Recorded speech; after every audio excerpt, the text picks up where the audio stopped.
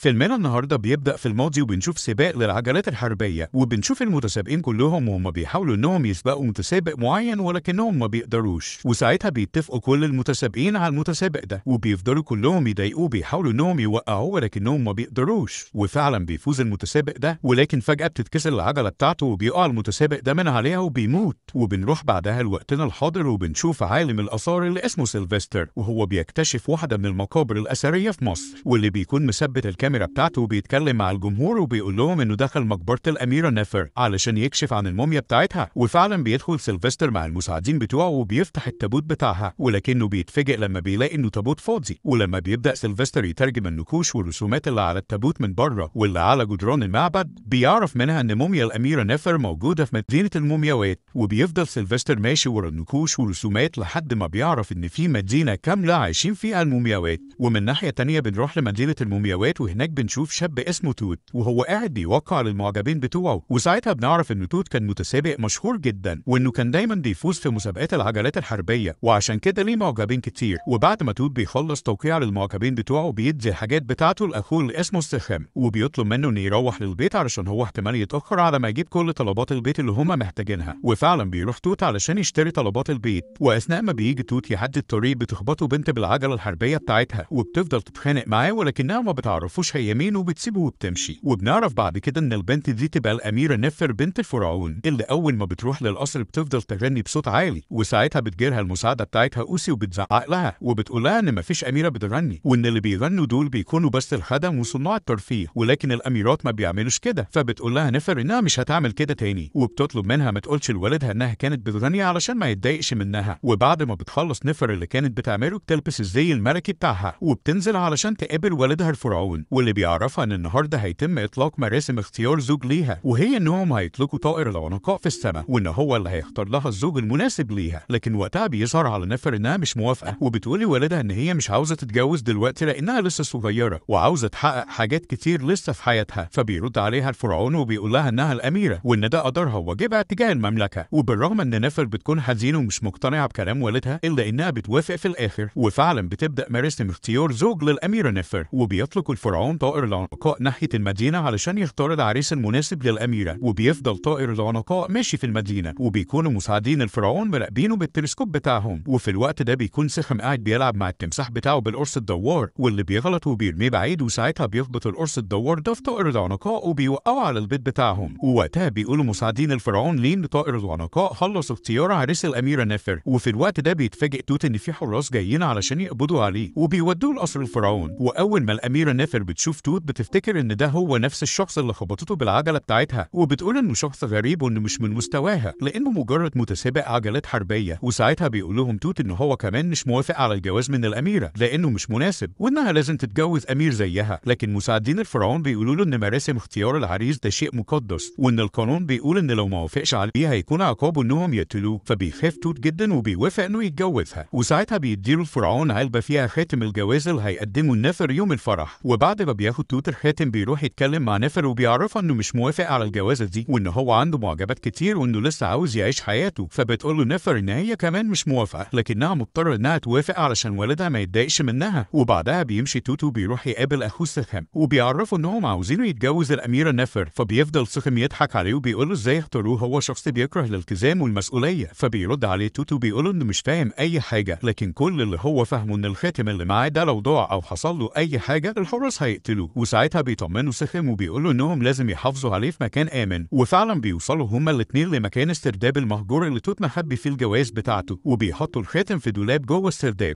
ومن ناحيه تانيه بنروح لعالم الاحياء وبنشوف سيلفستر اللي بيدخل للسرداب اللي بيوصلهم لمدينه المومياوات بمساعده الروبوت بتاعه اللي بيقدر انه يوصل لمكان الخاتم. وساعتها بيفرح سيلفستر بيه جدا وبيأمر الروبوت بتاعه انه يفجر المكان، وساعتها بيسمع توت صوت الانفجار فبيرجع تاني بسرعه علشان يطمن على الخاتم لكنه وقتها بيتفاجئ لما بيلاقي المكان كله متدمر. وساعتها توت بيفهم ان في حد من الاحياء هو اللي عمل كده وبيقول لاخوه سخم انه لازم يرجع لعالم الاحياء علشان يرجع الخاتم. فبيرد عليه سخم وبيقول له ان ده خطر جدا وانه ممكن يجيب خاتم تاني مكانه. فبيقول له توت ان ده خاتم ملكي وانه هديه من الفرعون نفسه وان الفرعون لو عرف ان الخاتم ضاع منه ممكن يعدمه. وساعتها بيقول سخم لتوت انه لازم يروح معاه والا هيقول للفرعون انه ضيع الخاتم. فبيضطر توت انه يوافق وفعلا بيتحركوا هما الاثنين علشان يروحوا لعالم الأحياء وبيقدروا إنه يعدوا من البوابة، وبيروح توت لأخوه سهم وبيحذروا من إنه يقرب من أي ضوء أبيض لأن الضوء ده بيبين إن هما مومياوات وبيظهر حقيقتهم. وبعدها بيخرجوا هما الاتنين من المقبرة وبيشوفوا منطقة الأهرامات، وهناك بيكون موجود بعثة استكشافية ومجموعة من العلماء، وبيشوفوا سيلفستر وهو بيحط الخاتم في واحد من الصناديق اللي معاه، وبيقول سيلفستر للمساعدين بتوعه إن الخاتم ده هيكون أهم قطعة في افتتاح المعرض بتاعه. ووقتها بيستنى توت وسهم لما مساعدين سيلفستر يحطوا الصناديق في العربيات، وبينزلوا بسرعة علشان يركبوا معاهم ويرجعوا الخاتم، وبيفضلوا هما الاتنين في العربية لحد ما بتوصل للمينا، وهناك بيستخبوا في واحد من الصناديق علشان محدش يشوفهم. لكن وقتها بيتشال الصندوق ده وبيتحط على مركب مسافرة لإنجلترا، ولما بيطلعوا توت وأخوه سهم على السفينة بيكونوا خايفين ومش عارفين يتصرفوا ازاي لحد ما بيسمعوا صوت حد جاي عليهم، فبيستخبوا بسرعة علشان يهاجموا الشخص اللي جاي ده. لكنهم وقتها بيتفاجئوا لما الباب بيتفتح وبيكتشفوا انها الأميرة نفر، وبيكونوا مستغربين وجودها هنا، ولما بيسألوها هي هنا بتعمل ايه ما بترضوش تقول لهم، وبتسألهم هم اللي هنا بيعملوا ايه، وبتتهم توت ان هو هربان علشان ما يتجوزهاش. فبيرد عليها سهم وبيقول لها ان توت ضيع حاتم الجواز بتاعهم وانهم هناك علشان يجيبوه. فبتقول نفر لتوت ان كده ممكن تحصل مصيبة كبيرة لو الخاتم ده مرجعش، وعلشان كده بتقرر انه تساعده انه يلاقي الخاتم، وبيفضلوا كلهم يحاولوا انهم يفتحوا الباب، لكنه للاسف ما بيكونش بيفتح غير من الناحية التانية. وبعد شوية بتوصل المركب لإنجلترا، وبيكونوا كلهم فاكرين نفسهم في مملكة بابل او في المملكة الرومانية، وبعدها بيشوفوا سيلفستر وبيعرفوا انه هو ده الشخص اللي سرق الخاتم، وبيقرروا انهم يمشوا وراه وبيستنوا لما سيلفستر يركب العربية مع المساعدين بتوعه. فبيروحوا كلهم يستخبوا في صندوق العربية علشان محدش يشوفهم، وبيفضلوا مراقبين سيلفستر، وساعتها بيشوفهم مجموعة من الناس وبيفضلوا يصوروهم، وبيكون عاجبهم التنكر اللي هم عاملينه ده لحد ما الضوء الابيض بيظهر حقيقة انهم مومياوات، فبيترعبوا الناس منهم وبيسيبوهم وبيجروا. وبعدها بيشوفوا كلهم اعلانات لعرض فرعوني في المسرح، فبيقرروا انهم يروحوا علشان يدوروا هناك على الخاتم، وفعلا بيروحوا للمسرح، وهناك بيدخلهم المخرج مع الممثلين اللي لابسين زي الفراعنة، وبيقول لهم انهم لازم يظهروا على المسرح بسرعة. ووقتها ما بتكونش نفر فاهمة هو بيعمل كده ليه، وبتفضل تقول له انها الاميرة نفر، فبيضحك المخرج عليها وبيقول لها انه عاجبه تقمص الشخصية بتاعتها. وفعلا بيدخلوا كلهم على المسرح وبيفضلوا يغنوا، وبتفرح نفر جدا انها اخيرا هتقدر تغني من غير ما حد يمنعها، وفعلا بتفضل نفر تغني، وبيكون المايسترو متضايق جدا لانها خارجة عن النص اللي هم متفقين عليه، لكنها بتفضل تغني وبينبهروا بيها كل اللي موجودين في المسرح. وكمان بتقدر تاخد الخاتم اللي كان مع ممثلة من اللي كانوا موجودين في العرض، لانها بتبقى فاكرة ان هو ده الخاتم الاصلي اللي بيدوروا عليه، لكنه للاسف بيكون خاتم مزيف. واثناء اللي بيحصل ده بيكون سيلفستر قاعد بيتفرج على العرض المسرحي ده، ووقتها بيلاحظ العلامة اللي على جسم نفر، وبيعرف ان محدش هيعمل العلامات بالاتقان ده الا لو كان فرعون بجد، وبيفهم ان دي موميا حقيقية وانها هربانة من مدينة المومياوات علشان تدور على حاجة هنا. وبعد ما العرض بيخلص بيمشوا توت ونفر وسهم وبيحاولوا يهربوا بسرعة بعد ما افتكروا ان هم كده اخدوا الخاتم.